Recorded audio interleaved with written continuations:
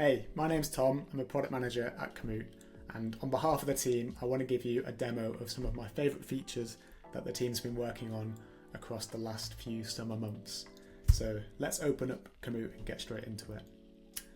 Firstly, I want to show you the brand new mobile route planner, which is available on iOS and Android. This is useful for planning your own routes from scratch or editing a route while you're already out there on the go. To demonstrate some new features, let's plan a gravel ride, and we'll start from my current location and head over to the small village of Coniston like this. You'll see all the new stats in the bottom panel, and you can pull this up to see things like the elevation profile and pull it up further to see detailed information like the surface information and the way types, and also the alerts. In this particular case, you'll notice there is a ferry crossing, and I want to use this to demonstrate one of the new features, which is called route preferences. So you can tap the cog in the top left hand corner, and from here you can tap route preferences, and you'll see a bunch of options for how you can customize your route with a single tap. For example, you can choose less elevation, a quieter route, or even the shortest. Additionally, you get the options to avoid certain things as well, like rough terrain, steep hills, or steps. And in this example, let's avoid ferries. And you'll see that the route is adjusted in a single tap to avoid that ferry crossing and take the next best route. From the same cog menu, you can also control what you see on the map. This setting is called map content, and you can choose to turn things on and off, like distance markers along your route.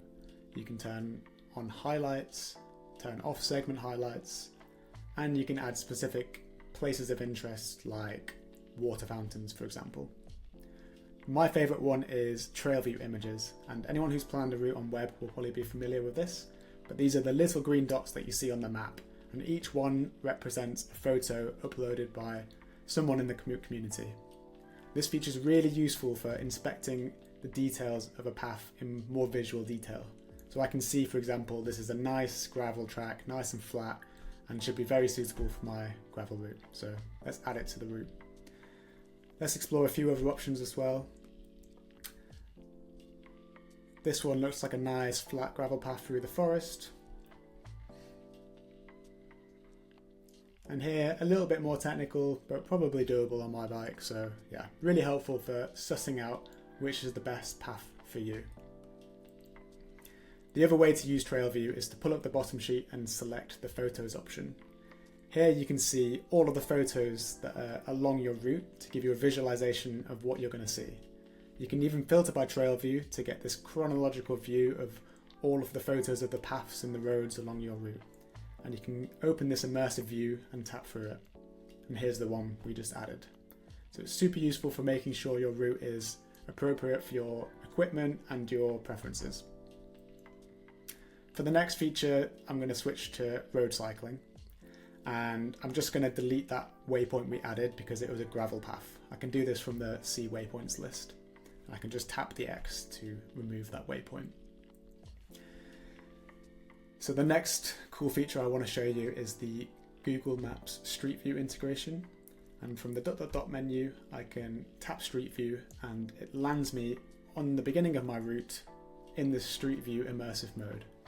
And again, this is really helpful for visualizing the road ahead and seeing if it's traffic free, not too busy, and suitable for what you're looking for. And the cool thing is you can tap along the elevation profile to jump to different parts of your route, and it's like an immersive walkthrough. You can also use Street View off your route by tapping on a road on the map and tapping the little icon, and that jumps you straight in. So again, it helps you choose the best road for your route. And this one looks lovely.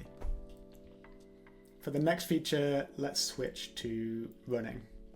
And we've added a bunch of map layers, which are the national topographic maps of various countries, including Scandinavia, the US, Switzerland, and in the UK we have Ordnance Survey.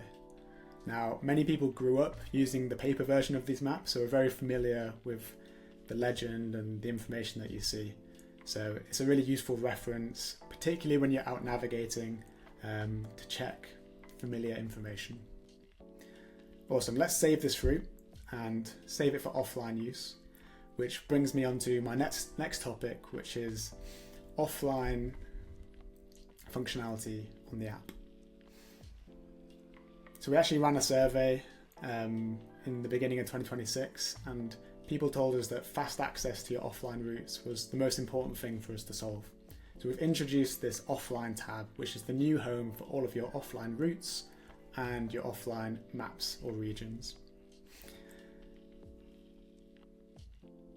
Additionally, we've added the capability to download any arbitrary area of the map, and you can use the viewport of your device to select a specific region. In purple, you see the areas that I've already saved offline, and to download a new area, I simply have to zoom in and tap download this area.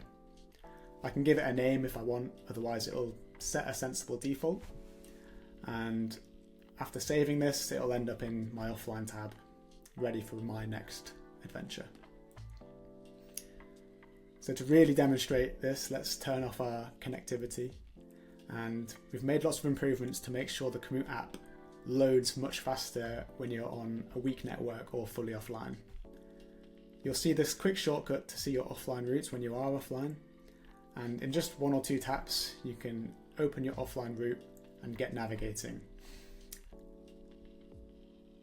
And all of the content about the route is saved offline as well, so like the highlights and the things that you're going to see along your way. Next, I want to talk about a new navigation feature, which is to solve the problem of what I experienced last week, where you're following a Komoot route and you come across a locked gate, a flooded road, or a path that is completely overgrown or unsuitable for your bike. Now when you come across something like this, there's a new button in the navigation experience which allows you to find the next best detour around that blocked path. So you can tap this little warning triangle, select Find Detour, and Komoot will automatically reroute you around this blocked section. And you can be off on your merry way.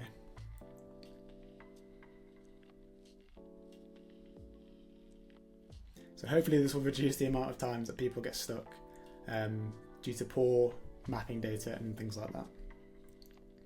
The next navigation feature I want to show you is called Climbs and Descents. And when you're planning a route, underneath the elevation profile, we now detect the significant climbs and descents along your route.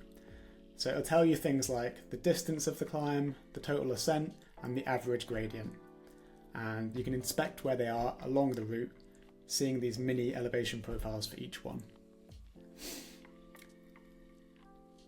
And then when you're actually navigating, you'll see a little upcoming climb alert, and when the climb begins, you get to see the mini elevation profile for that climb.